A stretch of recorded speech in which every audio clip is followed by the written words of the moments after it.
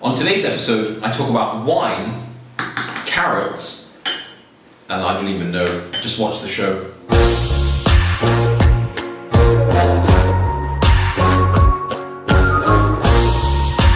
Welcome to another episode of the PMD Tea Buyers Club. I'm your host, Anandre Silva, and welcome to episode 24 of the Tea Buyers Club. Fun fact about the number 24, I don't even have one. Let's get on to the show. So, Tuesday's show was about Assam teas and about the Halmari and about creaming and about over-sifting, and the lovely Sarah Shackett wrote into us on Facebook and said a couple of questions.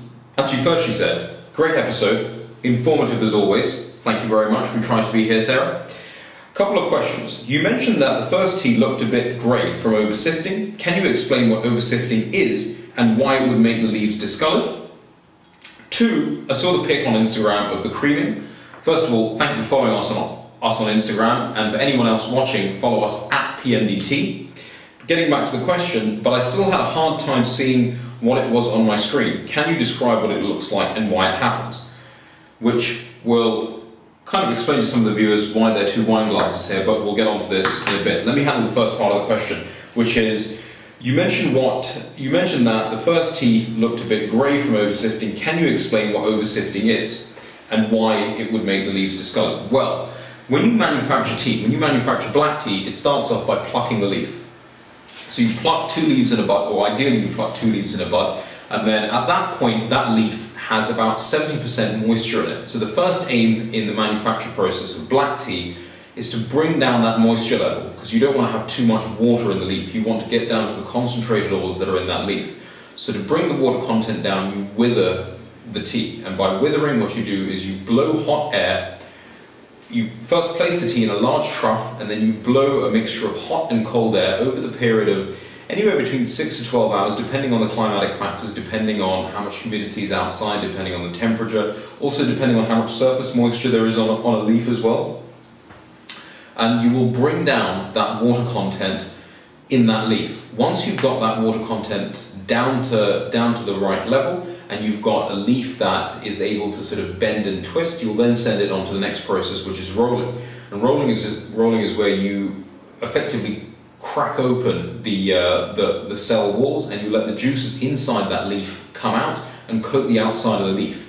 After the rolling process, you will go into oxidization, where you'll let those juices that have now coated the outside of the leaf react with the atmosphere, and that'll happen. And then from there, you'll dry your tea. So at the point of drying, you're at 2% moisture. But one thing that you get after the drying process is that you have a mixture of all the grades. So anyone who's watched the show before will notice that we've tasted orange Pekoes, flowery broken orange Pekoes, Pekoe grade teas, BOPs, BOPFs, dust ones.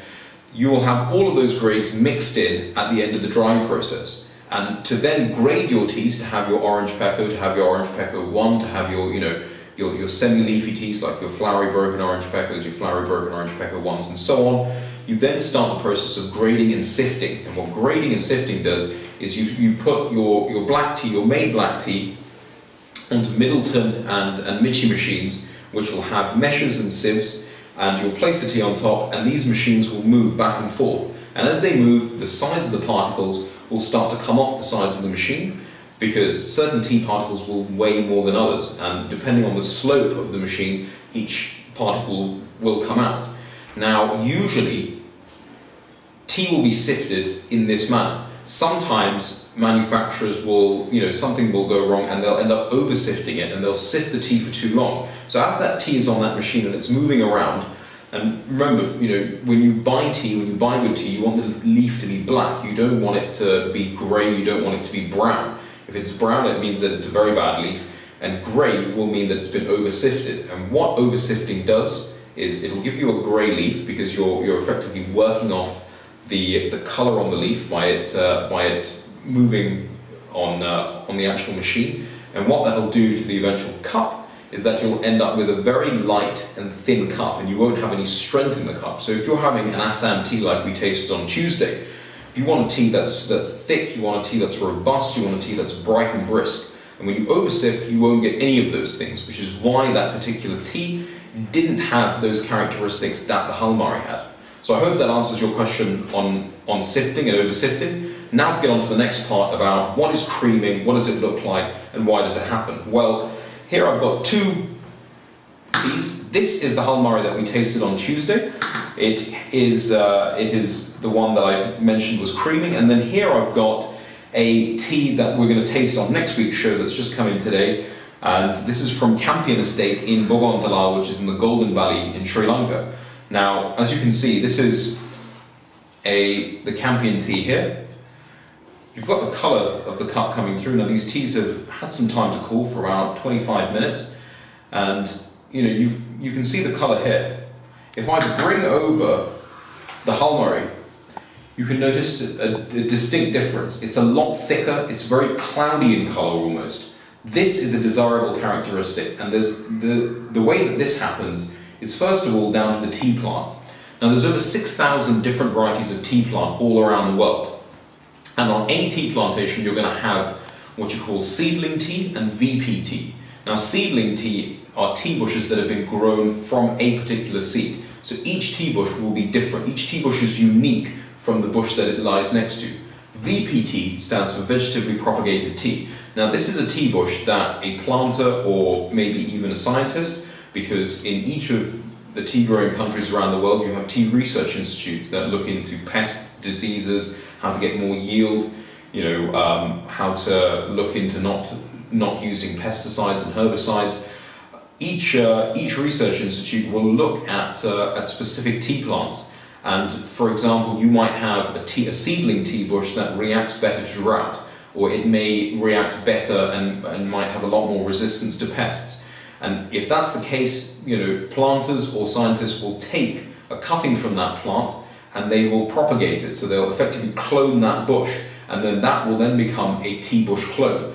So if anyone wants to have a certain percentage, if let's say you're growing tea in the Bulla district in Sri Lanka, and you know that in the months of January to March the weather pattern changes, you get less rain, you need to have quite a hardy tea bush that will deal better with rain, with a lack of water, and you're creating your tea plantation, you'll look to plant bushes that will react better with drought. If you know that you need to have a surplus of bushes that react better to pests, you'll plant a certain bush. Now, with regards to the Hull Murray, it comes from, this specific tea is manufactured from a tea clone known as P126A, which is an Indian clone. Now, certain tea clones will have carotenoids. Now, every tea bush has flavonoids, polyphenols, and carotenoids. But when you have tea bushes that have excess carotenoids, that when they react with caffeine, it'll produce this colory creaming aspect, which is a very desirable characteristic to have in tea. So the first thing you need to have to get a creaming in your cup is the right kind of tea clone. So if you're growing tea in Sri Lanka, something like a Norwood 2 or a Drayton 1, DT1 produce teas with this kind of creaming characteristic. Or if you're in India, clearly a P126A does it. The other thing that you need to keep the creaming aspect in your cup is the right kind of manufacture. Now when you, actually guys, click on the link below. We just did a video I think it came out yesterday, because today's Thursday, came out yesterday on I think it's called Old Course Hotel, is it called? Yeah, it's Old Course Hotel Tea Talk Part 1. That's going to be a part of the series. I think there's going to be about 10 to 15 episodes on the actual manufacture of tea, and we'll give you the scientific breakdown on that. That's a keynote that I did back in November at the Old Course Hotel, so check that out. Subscribe to the channel and watch that, because that'll come out every Wednesday. And by the way, no pressure showers on getting those videos out. But when you manufacture tea, especially when you roll tea, take your hands as you're watching this and start rubbing your hands together and see what the effect is. Obviously, your hands start to warm up, and this is the same thing. When you put tea into a tea roller and you move the roller, you have heat that builds up.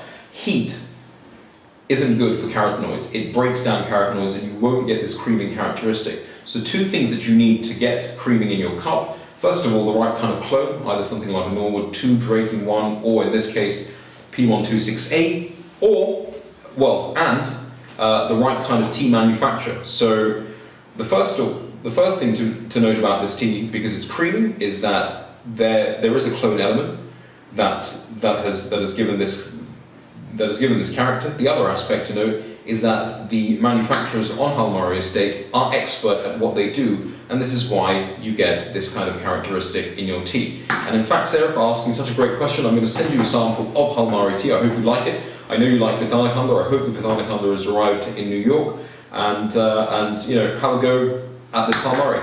Guys, what have we got coming up next week? We have some new teas in from Bogon Dalawa. I want to talk about those. And what else do you guys want on the show? It's your show, tell me. You know, as Sarah did, if you have any questions, drop them in the comments section below or email me, and then we'll do a video question. I kind of like this. If you're on Twitter, in fact, use the hashtag AskPMD and then drop us a question. Then we can go through with that hashtag and we can find out the best questions and we can come back to you guys with some answers. So I hope that helped, Sarah. Give it a thumbs up if it did, and we'll catch you on next week's show of the PMD Tea Buyers.